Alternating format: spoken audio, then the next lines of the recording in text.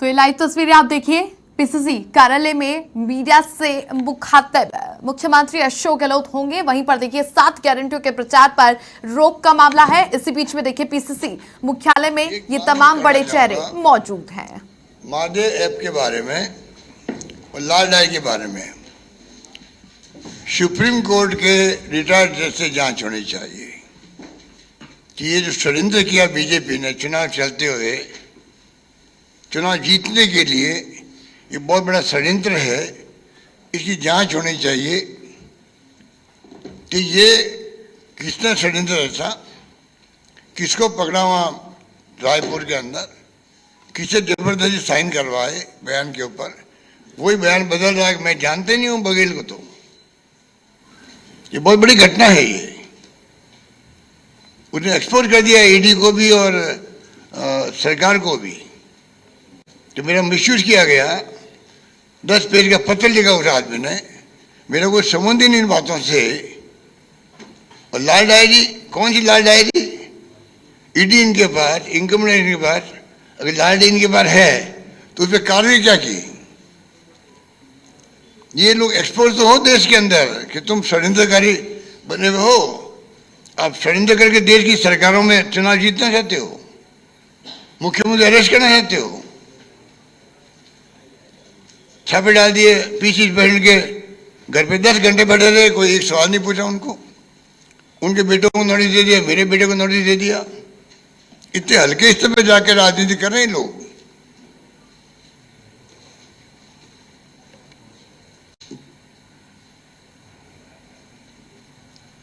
MRC camp लगे थे तो 2 महीने में करीब 1 करोड़ 80 लाख परिवार आए थे और अभी 27 दिन के अंदर 1 करोड़ से अधिक परिवार जुड़े हैं। ये जनता का विश्वास है हमारे ऊपर, ये मैं निवेदन करना चाहता हूँ।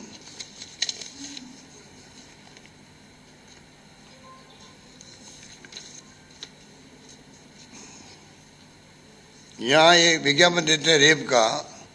मैं पूछना चाहता हूँ, अभी बनारस हिंदू विश्वविद्यालय के अंदर प्रधानमंत्री खुद के कॉन्स्टिट्यूंसी के अंदर लड़के गए, लड़की को एक तरफ ले गए, कपड़े उतार दिए उसके,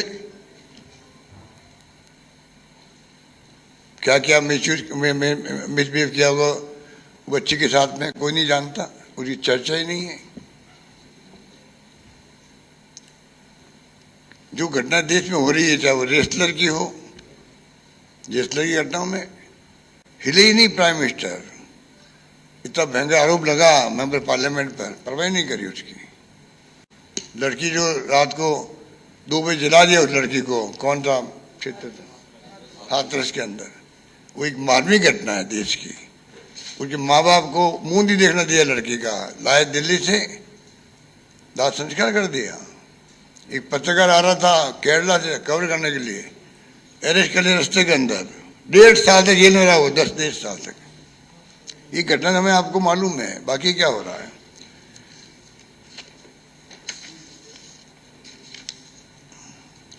इसलिए मैं आपको एक प्रेस नोट बांट देंगे आपको बाद में। खाली मैं आपको चंद बातें कहना चाहूँगा कि जिस रूप में इनके पास ना मुद्दे हैं, ना प्रचार की रूपरेखा है। रोज कैंपेन बदलते हैं, उस पर आते नहीं है। हमारी जो कैंपेन होना चाहिए स्टेट लेवल का, विधानसभा चुनाव के हिसाब से, वो नहीं कर रहे हैं और खाली भड़काने वाली बातें देके चले जाते हैं। जब हमने महंगे रात में गारंटी शब्द काम लिया था तो प्रधानमंत्री ने भला बुरा कहा, वो खुद ही गारंटी बन रहे हैं। जनता जानती है 10 गारंटी उन्हें पूरी की है, इम्प्लीमेंट कर दी। इधर 7 गारंटी में विश्वास जनता का हमारे ऊपर है।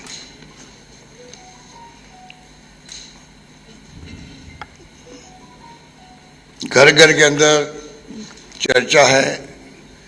कोई भी राजस्थान में आपको नहीं कहेगा कि सरकार के विरोध में कोई एंटी इनकम्बेंसी है। ये बहुत बड़ी उपलब्धि हमारी है। सरकार किसी पार्टी की हो, एंटी इनकम्बेंसी पैदा होती है। पहला राज्य राजस्थान है देश के अंदर जहां पर किसी प्रकार की एंटी इनकम्बेंसी नहीं है। केरला के अंदर कोविड में अच्छा काम करने सरकार अगर रिपीट हो सकती है तो राजस्थान में कोविड में शानदार काम किया, भीलवाड़ा मॉडल बन गया और बाकी स्कीम इतनी लाए, हम लेके आए, रोज बता रहे हैं आपको हम लोग। यहाँ सरकार रिपीट क्यों नहीं होगी? अवश्य सरकार रिपीट होने जा रही है।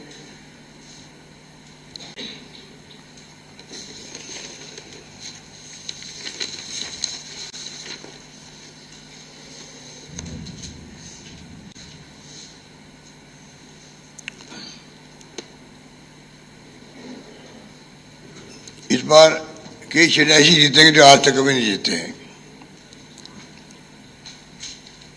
हमारे घोषणा पत्र में जो वादे किए हैं उसको लोग देख के उत्साहित हैं राजस्थान के अंदर, और बीजेपी घोषणा पत्र देख के निराश हुए हैं। मैंने कहा तो होमवर्क पूरा नहीं किया, हमारी स्कीमों को ही ग्राफ आगे लिख दिया।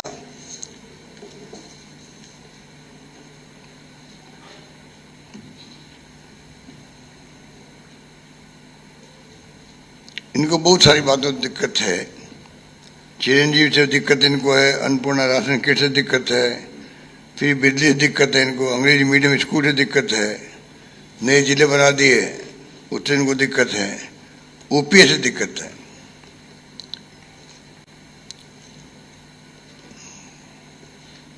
राजनीतिक की बदनामी भी हो रही है इनकी विज्ञापनों से, इतना मैं कह सकता हूँ।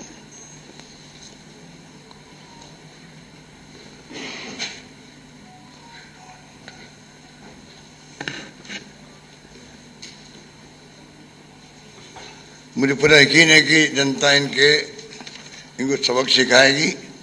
जो इनकी गवर्नेंस कह दीजिए, इनका अप्रोच कह दीजिए राजस्थान के अंदर, जिस प्रकार से ये अब राजेश पार्टी को लेके आ गए, बताइए आप, उनको लेके आ गए, इतने घबराए हुए हैं कि कांग्रेस पार्टी में कब क्या हुआ क्या नहीं हुआ। राजेश पार्टी की राजनीति में घसीट रहे हैं। जो स्वर्गीय आत्मा हैं उनको लेके आप भड़काने का काम करो, गुजरों को, गुजर समाज को। और गुजर समाज इस बात को भली भांति जानता है, उनको कुछ लोग भड़का रहे हैं, जिसमें हमारे बीजेपी के लोग ही हैं जो राजेश पार्टी को भी लेके आगे घसीट करके। मैं पूछना चाहता हूँ कि जो भड़काने वाले लोग हैं उनकी पार्टी ने 22 बार फायरिंग करी थी, 22 फायरिंग हुई है उस वक्त में सोयला में हुई थी, चौक में, घरसाना में हुई, प्रसाद में, गुजरों में हुई है। 22 फायरिंग में 72 गुजर मारे गए थे, 72 गुजर मारे गए थे। 12 दिन लाशें पड़ी रही थी और उसके बाद सरकार बदल गई उनकी और मैं मुख्यमंत्री बना। मैंने उस वक्त भी कर्नल बैंसला साहब मेरे संपर्क में रहे, धरने दिए, फिर भी उन्होंने रेल पटरी में बैठ गए, सब कुछ किया उन्होंने। हमने प्यार से, भाईचारे समझाई से उनको उठाया बार बार। हमने आरक्षण दिया, 1% फिर 5% दिया। आज सैकड़ों लोग आरएस बन रहे हैं, डॉक्टर बन रहे हैं उनके गुजर समाज के। और सबसे बड़ी बात है, फायरिंग में मारे गए 72 लोग। मेरे वक्त में फायरिंग छोड़ो, मैंने लाठीचार्ज तक नहीं होने दिया, लाठीचार्ज नहीं होने दिया। ये किस मुंह से बात करते हैं हमारी? फिर भी भड़का रहे लोगों को। जनता समझ चुकी है, आप देखेंगे इसको सबक सिखाएगी। मैंने कहा 156 98 में आए थे हमारे मिशन 156, वही मैं लेके चल रहा हूँ इस बार भी। अब हम कहाँ तक जाते हैं वो तो समय बताएगा, पर जो माहौल बना है राजस्थान के अंदर, काम हमने जो किए हैं, परफॉर्मेंस हमने दी है, गारंटी हमने दी है, इम्प्लीमेंट किया बजट हमने मोर देन 90%, 96% हमारा मैनिफेस्टो हमने इम्प्लीमेंट किया। तो मुझे यकीन है इस बार जनता जो है, और रिपीट नहीं करने के क्या नुकसान होते हैं वो मैं बता चुका कई बार। मेट्रो का, रिफाइनरी का, कई योजना बंद कर दी, हमारी लंबी लिस्ट है वो। तो मैं उम्मीद करता हूँ इस बार एक बार केरल की तरह वहाँ 70 साल में बार बार, एक बार कांग्रेस गठबंधन, एक बार लेफ्ट गठबंधन की सरकार बनती गई है, इस बार रिपीट हो सकती है। तो राजस्थान में क्यों नहीं हो सकती है? अवश्य होगी, जनता का मूड बना दिया। धन्यवाद।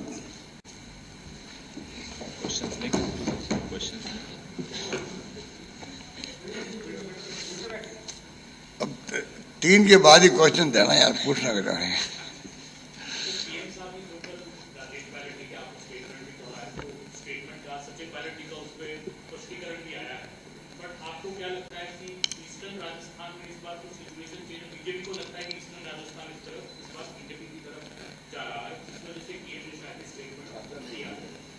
देखिए वो तो अपनी बात कहेंगे। मेरा मानना जो मैं बोल रहा हूँ, गुर्जर समाज को भड़काया जा रहा है, इसमें कोई दो राय नहीं। मुझे पूरा यकीन है गुर्जर समाज भी समझदार है।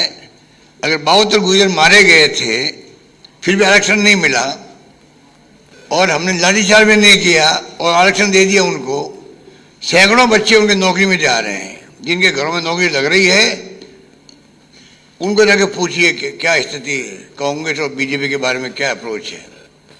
भड़काना अलग बात है। देखिए भड़काना मुझे मालूम, भड़का रहे हैं, कई कारणों से भड़काने के, पर जब लाठीचार्ज नहीं किया हमने एक आध, आप बताइए बहुत गुर्जर किससे कहते हैं भाई, और हमारे वक्त में लाठीचार्ज नहीं हुआ। 5 मिनट एक्शन हमने दिया उनको, कोर्ट में लूट हो गई तो वापस हमने आरक्षण दे दिया उनको, अब केस चल रहा अभी तक भी। तो हम तो उनके पैरोकार बने हुए हैं। अब फिर भी कोई भड़कावे उनको तो अलग बात है।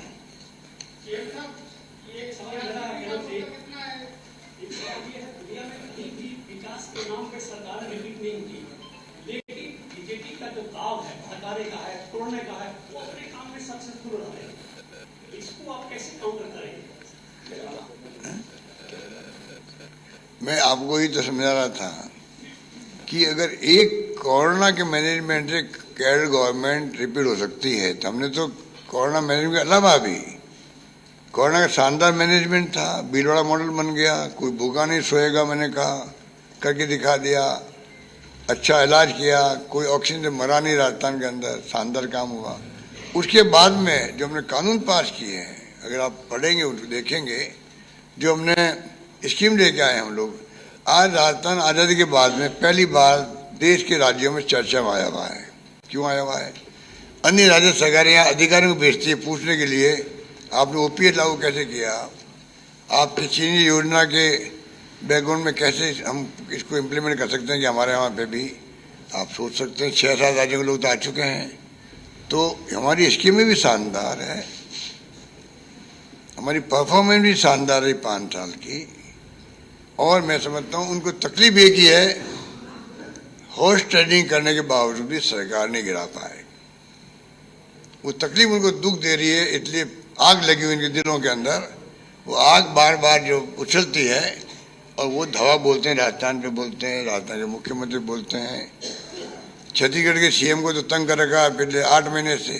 वहाँ तो ईडी वाले मकान किराए पे ले लेके रहने लग गए वहाँ तो। मैं लास्ट में कहना चाहूँगा आपको, फिर रिपीट करूँगा, ईडी, इनकम टैक्स, सीबीआई, तीनों एजेंसी प्रीमियर एजेंसी है देश की। इनकी क्रेडिबिलिटी बनी रहनी चाहिए। इकोनॉमिक ऑफेंसेस पकड़ने के लिए है एजेंसियाँ, रेवेन्यू बढ़ाने के लिए इनकम टैक्स है। उसकी बजाय ये जो है आज विजय माल्या, नीरव मोदी, मेहुल चोकसी बैठे हैं इकोनॉमिक ऑफेंसेस के कारण से। क्या नए यहाँ पे हिंदुस्तान में ही नहीं है इकोनॉमिक ऑफेंसेस करने वाले? उनकी तरफ नहीं, सरकार गिराने में काम आ रही है ये एजेंसी, सरकार को बनाने में काम आ रही है। महाराष्ट्र में, कर्नाटक में, मध्य प्रदेश के अंदर सरकार गिरा नहीं पाए। राजस्थान वासियों का आशीर्वाद था, हाईकमांड का पूरा शिव मुझे मिला, इस कारण से सरकार गिरी नहीं हमारे यहाँ पर। और एमएलए ने साथ दिया। अब एमएलए को सबको घोषित कर दिया करप्ट। आप बताइए, अगर वो करप्ट होते, हाँ ठीक है, मैं किसी गारंटी ले नहीं सकता, पर अगर वो करप्ट होते सब लोग, 40 दिन होटलों में बैठे रहे, 10 करोड़ की पहली किस्त थी, इंस्टॉलमेंट थी उनकी, पहली किस्त 10 करोड़ की थी। कोई गया बाहर? अगर बाहर चले जाते तो सरकार गिर जाती हमारी। धन्यवाद। आप लोग यहीं बैठे रहें, अभी एक इंपॉर्टेंट ज्वाइनिंग होनी है, तो आपसे आग्रह है कि थोड़ी देर 5 मिनट और बैठिएगा।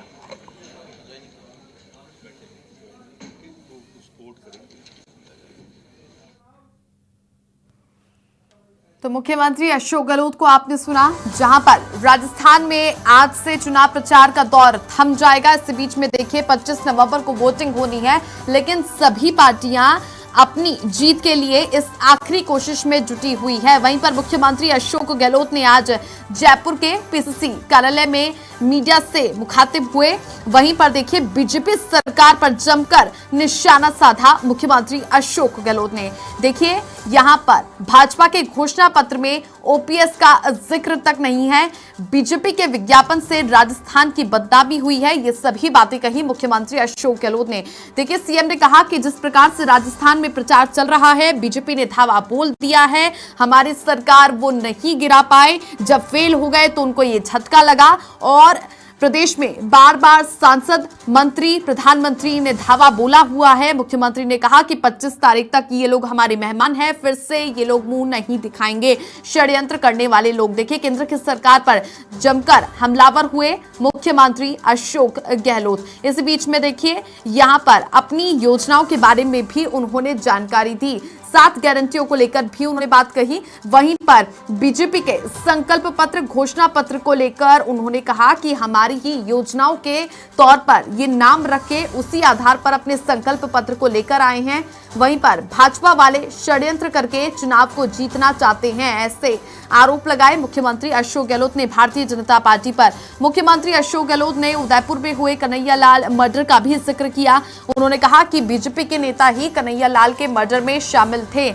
वहीं पर बार बार कन्हैया का मुद्दा आखिर क्यों बीजेपी उठाती है, जबकि हमने न्याय दिलवाया है, ये मुद्दे की बात नहीं करते हैं और जनता को बहकाने की बातें बीजेपी करती आ रही है। मुख्यमंत्री ने कहा कि प्रधानमंत्री एक अभिनेता हैं, अभिनय वो काफी अच्छा जानते हैं। इसी को लेकर देखिए प्रदेश में किस प्रकार से बीजेपी जनसभा को संबोधित कर रही है और हमारी सरकार को गिराने की कोशिशें की जा रही हैं। देखिए बार बार मुख्यमंत्री अशोक गहलोत केंद्र की सरकार पर हमलावर होते हुए दिखाई दिए। वहीं पर योजनाओं को लेकर भी बात उन्होंने की ही। वहीं पर देखिए लाल डायरी का भी जिक्र करते हुए मुख्यमंत्री अशोक गहलोत दिखाई दिए, क्योंकि देखिए बीजेपी के तमाम बड़े दिग्गज लाल डायरी को लेकर घेरते हुए कांग्रेस पार्टी को दिखाई दे रहे हैं। इसका जवाब देते हुए मुख्यमंत्री अशोक गहलोत ने कहा कि महादेव ऐप और लाल डायरी की जांच की जानी चाहिए। यदि हम सही हैं तो देखिए जांच करवा लीजिए, इसमें षड्यंत्र किया गया। के लिए हमने हमारा कैरियर भी दांव पर लगा दिया था, उसकी चिंता नहीं कि हमें क्या मिलेगा कि नहीं मिलेगा।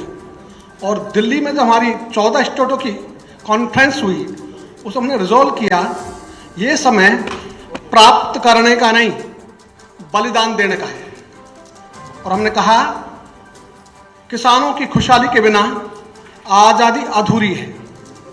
और खुशहाली के लिए हमने 2 बात कही, खुशहाली के 2 आयाम, खेत को पानी और फसल को दाम।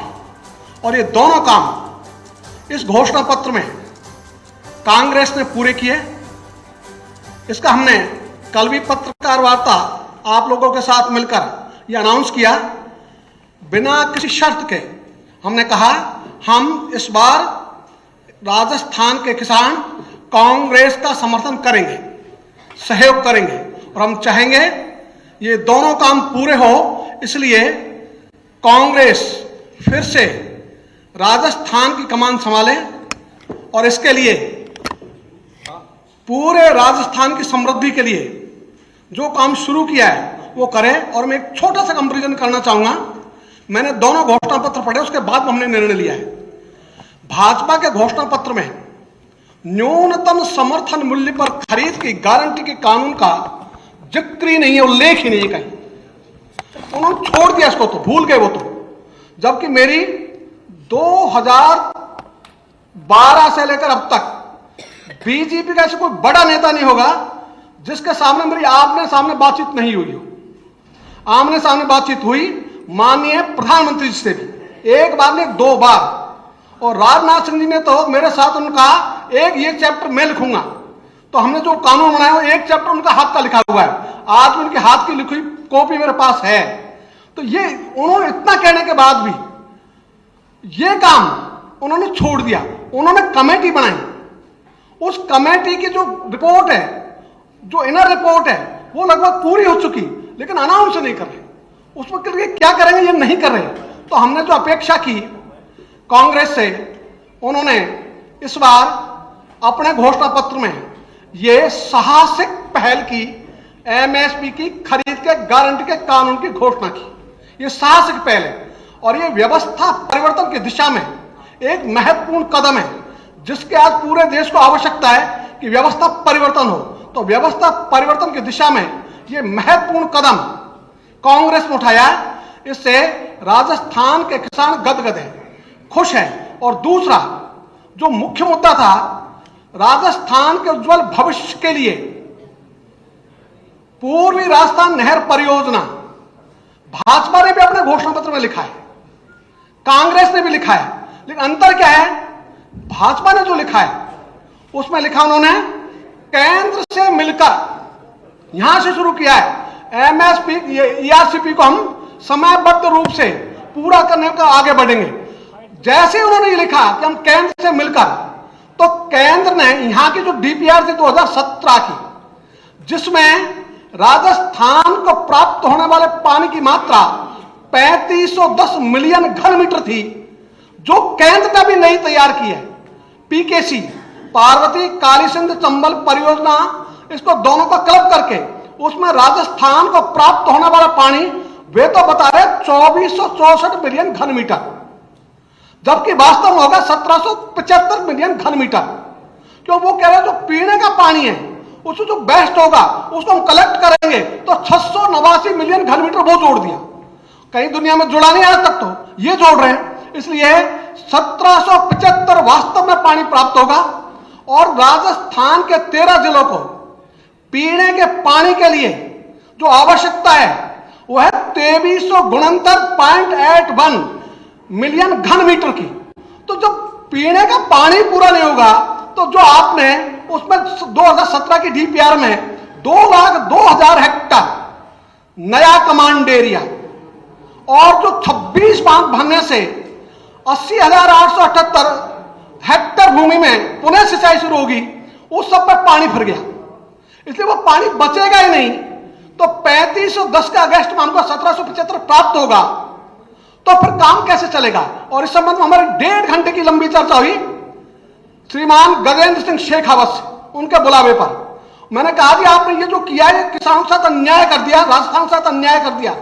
आप हमारा पक्ष नहीं लेते, राजस्थान का न्याय तो करते हैं, और न्याय करने में भी आपने हमारे साथ उस कदम नहीं उठाया, सार्थक कदम नहीं उठाया। उनका मेरी गारंटी है, हम 1775 में से 2464 में पूरे राजस्थान को उतना ही पानी दे देंगे। तो मैंने कहा आप ऐसा करो, आप एक बार चलो 13 जिलों में जहां भी आप चाहो वहीं चलो और लोगों की सभा बुला देते हैं। उस सभा में आप इस लोगों को आश्वस्त कर दो कि हाँ आप जो गारंटी दे रहे हो वो ठीक है, आप पानी दे सकोगे। हमें तो नहीं लगता 3510 के बाद में आधा पानी मिलेगा, तो आप कैसे दे दोगे? कहां से कुछ जादू करोगे क्या? इसलिए ये जो काम है उनका, हाँ आप मीटिंग रख लो, तारीख में तय करके बता दूंगा। दोबारा हमने बातचीत की, आज तक तारीख तय नहीं की मीटिंग की। मैंने आओ ना पब्लिक के बीच में चलो, तो पब्लिक के बीच में आने की उनकी हिम्मत नहीं, वो साहस कर नहीं सकते। और कांग्रेस ने जो लिखा ईआरसीपी के संबंध में बहुत स्पष्ट वो लिखा, इस योजना को हम समयबद्ध रूप से पूरी करने की पूरा प्लानिंग करेंगे। तो ये जो है 2017 की डीपीआर के आधार पर जो होगा उससे 3510 मिलियन घन मीटर पानी मिल सकेगा। उसी से ही सिंचित क्षेत्र विकास संभव है, उसी से ही जो दोबारा हमारे बांध सूख गए उनकी जमीन को पानी मिलना संभव है। वरना पानी मिलेगा ही नहीं, तो पानी मिलेगा ही नहीं तो फिर आप दोगे कहां से? इसलिए ये जो पानी की लड़ाई है, और राजस्थान में तो रंधावा साहब यहाँ क्षेत्रफल तो है हमारा 10% से ज्यादा पूरे हिंदुस्तान का, और पानी है पूरे हिंदुस्तान का 1%। तो हम तो बूंद बूंद को उपयोग की जरूरत है। इसलिए एमएसपी और ईआरसीपी आप सभी को मैं इतना कहना चाहूंगा, इन दो आधार पर राजस्थान के किसानों ने निर्णय किया, और ये निर्णय अब नहीं किया, अभी नहीं किया हमने, 11 जुलाई को तो आपने देखा कि कांग्रेस पार्टी के पीसीसी मुख्यालय में कांग्रेस पार्टी के द्वारा प्रेस कॉन्फ्रेंस का आयोजन किया गया। मुख्यमंत्री अशोक गहलोत ने मीडिया के सामने केंद्र की सरकार पर हमला बोला। वहीं पर देखिए किसान नेता रामपाल जाट भी इस दौरान मौजूद रहे और खुलकर कांग्रेस पार्टी का समर्थन करते हुए वो दिखाई दिए।